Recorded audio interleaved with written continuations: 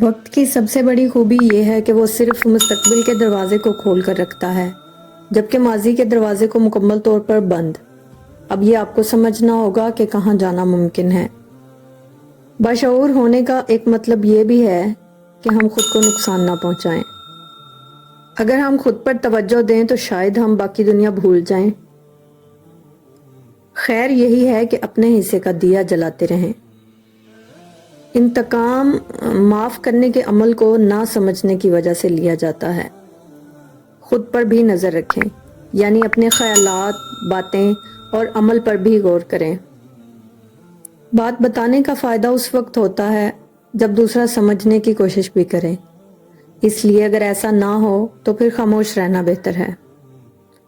جھوٹ بولتے ہی آپ اپنی تباہی کی بنیاد رکھ دیتے ہیں۔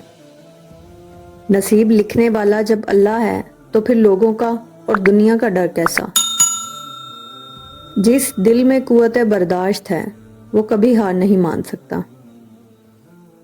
خدا سے وہ علم مانگو جس کے ملنے سے ہر علم حاصل ہو جاتا ہے۔ ہم کسی سے بچھڑ کر مر نہیں جاتے، بلکہ کسی کا بچھڑنا ہمارے لیے ایک تجربہ ہوتا ہے۔